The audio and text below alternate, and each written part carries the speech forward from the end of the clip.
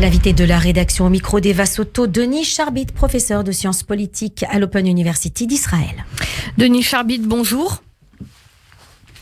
Denis Charbit, donc, avec qui nous devons être ce matin, comme chaque lundi matin. Denis Charbit, professeur en sciences politiques à l'Université ouverte d'Israël. Nous évoquons avec lui ce témoignage accablant hier contre le Premier ministre israélien Binyamin Netanyahou dans le fameux procès sur le dossier 1000, comme on l'appelle, celui qui concerne également le milliardaire Arnon Milchan.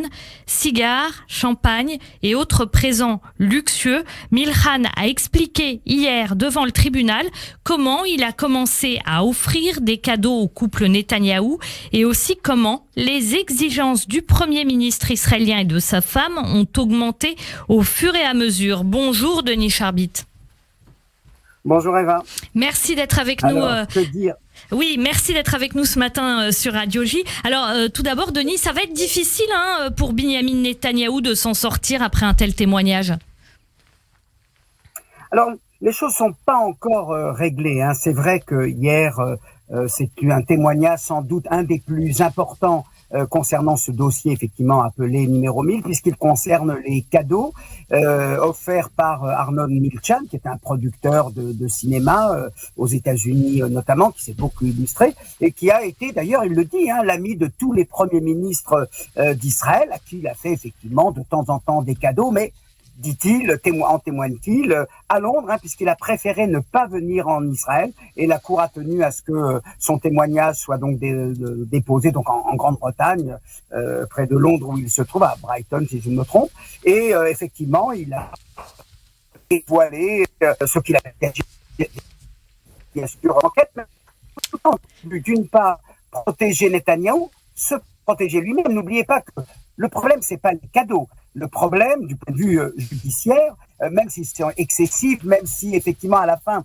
comme en témoigne Milchan, ils ont été extorqués, c'est-à-dire ça devenait une liste de demandes que présentaient Benjamin Netanyahou et Sarah Netanyahou, mais Sarah Netanyahou ne fait pas l'objet du procès, même si elle est concernée dans cette affaire.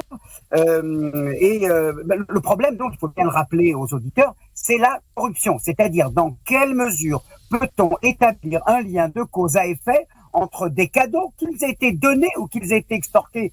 C'est vrai que ça apparaît pour nous un petit peu étrange, même troublant. Qu'est-ce que c'est qu'une personne qui vient dire « je veux ma ration de cigares, de champagne ». En plus, il y avait des noms de code pour les uns et pour les autres, etc.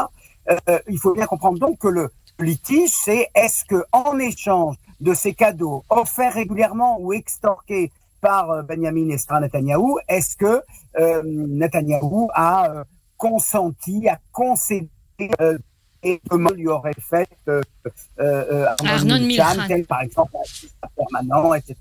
Donc, à cet égard, on voit bien que Milchan cherche à protéger en partie parce que c'est aussi une manière de se protéger. Et ce que je voudrais surtout dire, c'est que ce témoignage se fait dans un contexte qui est absolument différent de ce qui se passait jusqu'à la semaine dernière.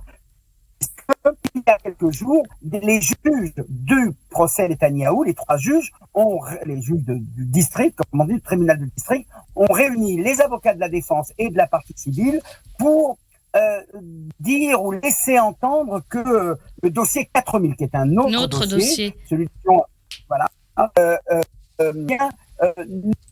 serait difficile de prouver la corruption de Benjamin Netanyahou. Et ils engagent donc les parties à essayer de trouver incontestablement. Cette affaire arrange Netanyahou et la défense, puisque quand même, je dirais, le dossier le plus là où il était accusé carrément de corruption et pas simplement d'abus de confiance.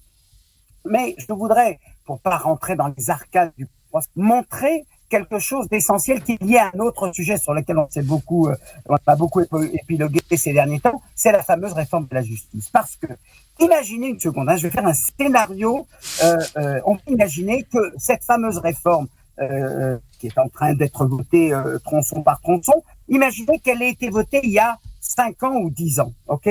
Et que parmi les juges nommés par cette commission, donc où la prépondérance est imaginez que ces trois juges aient été nommés par cette fameuse commission. Qu'est-ce qu'on aurait dit ? On aurait dit, regardez, des juges nommés par une commission politique, bien entendu qu'ils vont se montrer favorables à Benjamin Netanyahou, puisqu'ils ont été en quelque sorte. Voilà.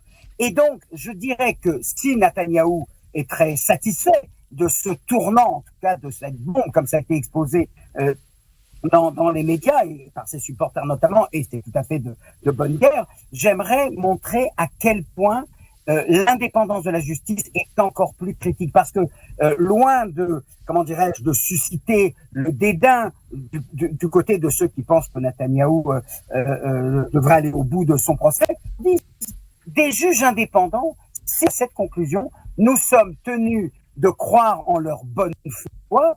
Oui, et voilà.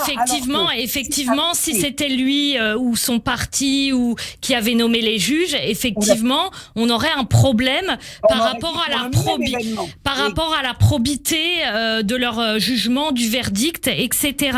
Alors, exactement, j'aurais été le premier à le dire. J'aurais été le premier à dire, vous voyez bien que on a fait une justice au rabais, une justice politique, et on n'y croit plus. La même décision, moi je l'accepte je l'accueille avec parfaite confiance, parce que vous savez, c'est Montesquieu qui repose sur la vertu. Elle repose sur la confiance. Si on a confiance, on nous juge, si on leur prête des règles politiques, hein, on n'en sort plus, et à ce moment-là, on peut plus mettre en place une justice, on peut plus mettre des institutions neutres. Donc on est obligé de supposer leur neutralité. Neutralité, elle est garantie par leur nomination de la justice.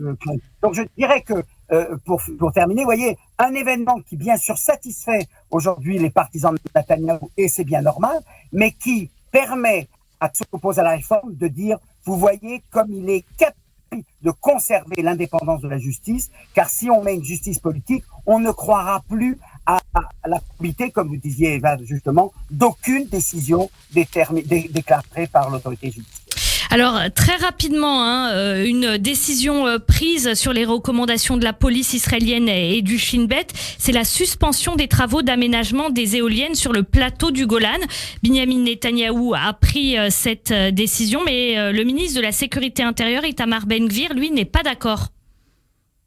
Effectivement, très rapidement, il y a un clash, c'est pas le premier, ce ne sera pas le dernier, entre le ministre de la Sécurité intérieure, Itamar Ben-Gvir, et le Premier ministre, et en général, la police y compris. Il a voulu établir des éoliennes, alors certes loin des habitations de la population druze du plateau du Golan, mais tout à côté de leurs champs. Or, les études environnementalistes ne cessent de dire que c'est dangereux pour la santé, que le processus a été pris sans tenir compte des demandes, des revendications de la population. On a cité pour la première fois à des manifestations des Druzes. C'est pas la première fois depuis 1967, mais c'est vrai que c'est la première fois où c'est non plus pour être de nouveau rattaché à la Syrie comme ils le réclamaient il y a fort longtemps, plus aujourd'hui, il faut bien le reconnaître, mais parce qu'ils estiment qu'en tant que citoyens israéliens, ils ont été lésés, et je pense que la raison l'a emporté. Netanyahou a très bien fait de prendre cette décision de suspendre. Alors, c'est toujours la même chose, suspension provisoire ou suspension définitive. C'est vrai que je dirais que là, il y a une sorte de point commun pour terminer, à savoir que le meilleur moyen d'enrayer une révolte, une rébellion, des manifestations, eh bien, c'est de saucissonner le problème, de le repousser dans le temps. On verra si ça marche pour l'affaire de la justice, on verra si ça marche pour l'affaire des Druzes. En tout cas, le calme devrait être revenu dans les jours qui viennent, et je crois que c'est une bonne chose pour nous tous. On a bien besoin. Merci beaucoup, Denis Charbit, professeur en sciences politiques à l'Université ouverte d'Israël, pour tous ces éclairages. Merci, Denis. Bonne journée. Bonne journée.